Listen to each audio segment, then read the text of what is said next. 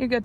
Oh, okay. Hi, Tony. It's Friday, and I'm in a different location because, well, we're at the movie theater because we're seeing Detective Pikachu at 9:50, and we went shopping, we had dinner, and now we're here because there was really no point to go home for 5 minutes. Not wrong. So we're chilling out here. So first off, Tony, to answer your question of the week, I'm not really an expert on psychology. I admittedly don't know much about it. Because I took a singular psych class when I was Okay. So Taylor just took my hat away. It's not helping. All right. Anyway, continue. All right. Because you leaned forward and you were fine, but you're kind of in darkness, so it's really hard to see you. I am the dark. Okay. I am the night. Oh my God. Anyway, back to psychology, please. So yes. Please, you are not Batman. I am not Batman. Nor am I an expert in psychology, as I was saying. I took a singular psych course while I was still in high school, because I took it at Kent State. So we're going back 10 years. God, I'm old. No, you're not. Yes, you are. Shut up, Thank Justice. you, Justice. have no worries. Whatever. I mean, if Josh is old, I'm older than both of you. You're that ancient. means It's I'm fine. ancient. That's fine. Which I agree with. But it's it's not something I'm really particularly knowledgeable in.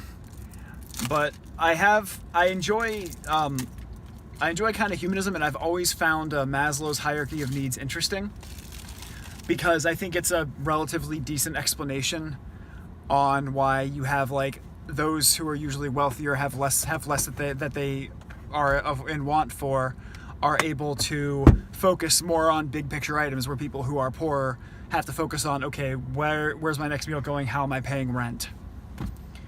Which is just, I've always found Maslow's hierarchy interesting. So what I'm going to talk about this week, Tony, is actually something vaguely related, but it's more closer to my wheelhouse in discussing morality and more sociology in a way. So I don't know how familiar you are with the cyberpunk genre. It's one of my favorite genres of fiction. I actually had like a whole thing I was going to pull up to read like some of the history of that, but it's 9 o'clock, we're not home, I don't have a computer in front of me, and I don't think you care enough. But so let's talk a little about cyberpunk. So cyberpunk as a genre was really it became pretty big in I think like the first cyberpunk novel was released in the 70s, I want to say.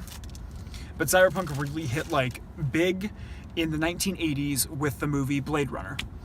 I don't think you've ever seen Blade Runner, but it's excellent. It's a really good, and it really sets up the definitive cyberpunk style.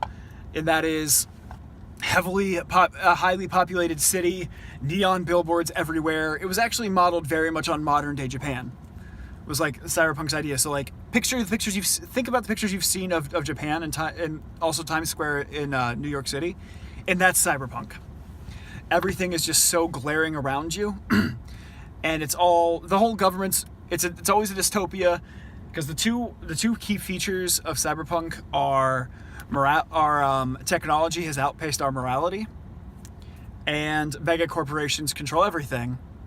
So if you ever see me post on Facebook that, we weren't promised flying cars, we were promised a cyberpunk dystopia, well, here you go. But I particularly want to talk about the morality of Altered Carbon, which is an excellent show, really hit all of my cyberpunk buttons, that I heavily recommend it. As I've said 1,000,001 times, Tony, we have a Netflix account. If you ever want it, we have two or three open spots on it. But Altered Carbon has one of my favorite variations of cyberpunk, in which technology has made people essentially immortal, in which your entire consciousness is stored on a piece of technology called a stack. The stack goes basically right here on you, and it controls your personality, it controls you completely. And your body, that we know as the body, is known as a sleeve, because sleeves can be taken off. You can get a new sleeve so long as your stack remains intact. You're still you, just not in your body. And it's a really interesting concept in which when death doesn't mean anything, then there are no boundaries. So you'll see a lot of the scenes, you see people taking as many drugs as they want, because if they die, it's just the sleeve that dies, and it's not actually them.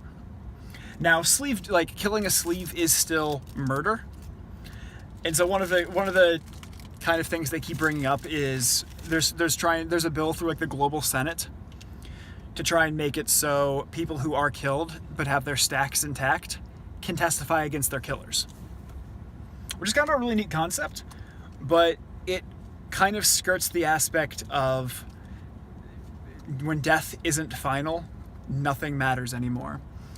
Now, there is certainly a cost to immortality, in which those who are wealthy are able to literally just make clones of their body. So, say I like my body, and I'm rich, and I want to keep my body, I can just make clones of it, and I can replace my stack whenever I want. You're also rich people are backed up on satellite, so even if their stack is destroyed, their conscience still survives, and they can easily just get in into another stack. Those overwhelmingly wealthy people are called the Meths, the Methuselahs, because they live forever, as themselves at the very spot they were when they were happiest. Whereas everyone else is stuck getting whatever you can. So like one of the key things in it that's really fascinating is there are two characters who had their sleeves killed, but didn't have their stacks destroyed. And so you kind of could see the variations of the person who was wealthier was able to get a specially made body for him, whereas the person who was poor was stuck into an old junkie's body. And it's really interesting in a setup, and it brings me to the point of like morality in Cyberpunk is a constant shifting focus, in which generally your heroes are almost always anti-heroes, and your villains are really just rich people who control the world and can do what they want. But it's a genre I really love. You should definitely watch Blade Runner if you want to get a feel for it, and you should also watch Altered Carbon. So Tony, my question for you is, what is one of your favorite sci-fi genres? Obviously one of my favorites is Cyberpunk. Tell me what yours is, Tony.